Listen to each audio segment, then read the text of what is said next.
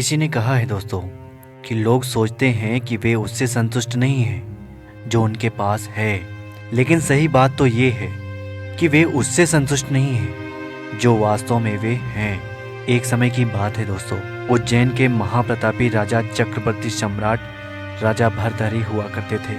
वे अपने साम्राज्य को बहुत अच्छे तरीके से चला रहे थे। उनके राज्य में सभी लोग सुखी और संपन्न थे। राजा भर्तृहरि के छोटे भाई विक्रमादित्य थे जो कि बहुत ही बुद्धिमान और बलशाली थे। एक दिन राजा भर्तृहरि के मन में एक बात आई और वे सोचने लगे कि इस संसार में सर्वाधिक सुख किन चीजों में है। वे मन ही मन चिंतन करते रहे। राजा के एक आदेश में ही राजा के सामने भोग विलास की सारी व्यवस्था कर दी जाती। राजा फिर भी संतुष्ट नहीं होता। राजा ने आदेश दिया कि साम्राज्य में जो सबसे अधिक सुंदर लड़की होगी राजा उसके साथ विवाह करेंगे। राजा का आदेश होते ही दूसरे दिन राजा के दरबार में एक से बढ़कर एक सुंदर लड़कियां उपस्थित हुईं। उनमें से राजा ने एक लड़की को पसंद किया जिसका नाम था पिंगला। पिंगला ने भी राजा भर्तृहरि को पसंद किया और फिर उनका विवाह संपन्न हुआ। विवाह के बाद राजा ने अपने राज्य का संपूर्ण कार्यभार अपने छोटे भाई विक्रमादित्य को सौंप दिया।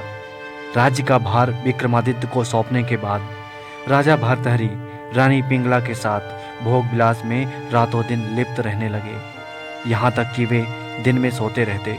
बस कुछ ही दिन बीते थे और राज्य में सब कुछ ठीक ठाक चल रहा था। लेकिन एक दिन रानी पिंगला की नज़र घोड़ों की देखरेख करने वाले अश्वपाल पर चली जाती है, क्योंकि राजा के महल से घोड़ों का अस्तबल देखा जा सकता था।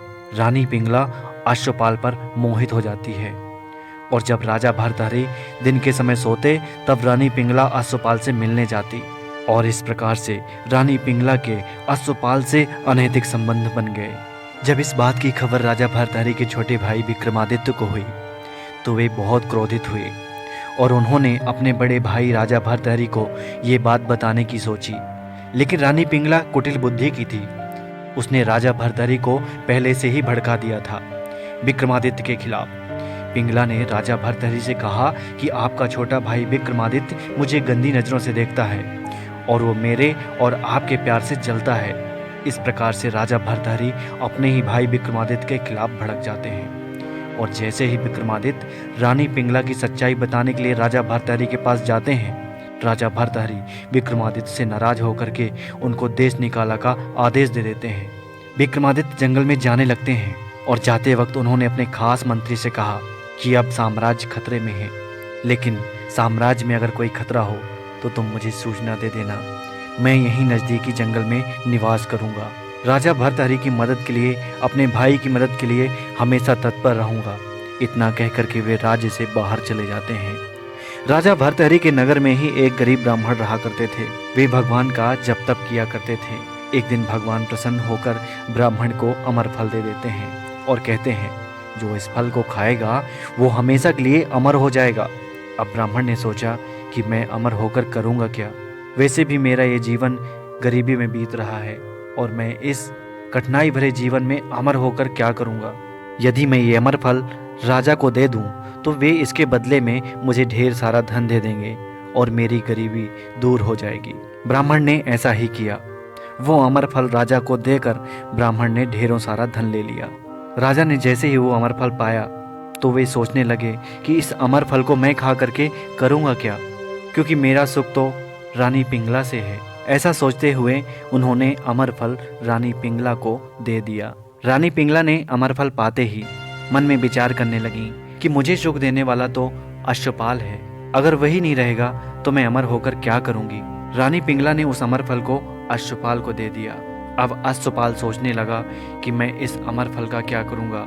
दरअसल अश्वपाल का दिल एक वेश्या से लगा हुआ था जो महाराजा के दरबार में नर्तकी थी।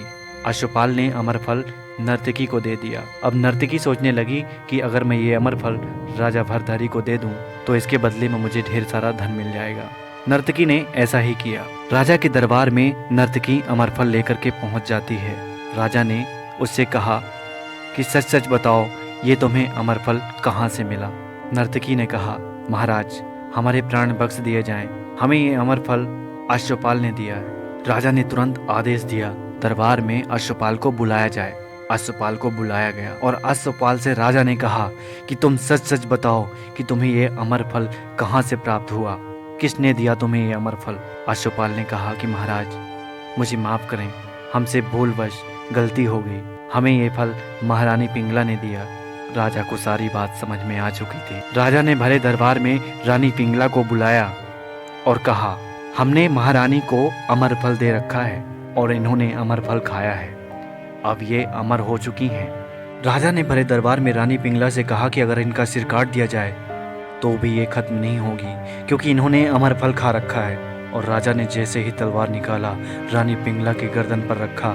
रानी पिंगला ने हाथ जोड़ लिया और चरणों में गिर गई, कहने लगी महाराज मेरी गलती माफ़ की जाए, हमसे भूल हो गई, अश्वपाल को मैंने ही ये फल दिया था। राजा को सारी बात समझ में आ चुकी थी। राजा बहुत दुखी हुए। राजा भर्तहरि ने उसी वक्त अपने सिर से मुकुट को उतारा और कहने लगे कि वाह संसार, वाह दुनिया, क्या दुनिया है ये। मेरे जैसा चक्रवर्ती सम्राट होते हुए भी रानी पिंगला संतुष्ट नहीं हुई। और तो और महारानी पिंगला को पा करके अश्वपाल संतुष्ट नहीं हुआ। राजा भर्तहरि को ये बात अच्छी तरह से समझ में आ चुकी थी कि इस दुनिया में भोग विलास से संतुष्टि कभी नहीं पाई जा सकती। और उसी वक्त उन्होंने अपने सिर से मुकुट को उतारा और उसी वक्त उन्होंने सारा साम्राज्य अपने छोटे भाई विक्रमादित्य को बुला करके सौंप दिया और संपूर्ण साम्राज्य अपने छोटे भाई विक्रमादित्य को सौंपकर बैराग्य धारण कर लिया। राजा भर्तहरि बहुत बड़े बैरागी हुए। उन्हें ये बात समझ में आ चुकी थी कि सांसारिक सुखों में संतुष्टि नहीं मिल सकती। इसी प्रकार दोस्तों इस कहानी का सारांश यही है कि हमें सांसारिक भोगों से कभी भी संतुष्टि नहीं मिलेगी। हम सभी को ये समझना चाहिए कि हम सब ईश्वर का अंश हैं और इस मन को ईश्वर में लगाना चाहिए, वहीं हमें सच्चा सुख मिलेगा, वहीं हमें जीवन की संपूर्ण संतुष्टियाँ मिलेंगी। तो दोस्तों आज का वीडियो यहीं पर समाप्त करते हैं।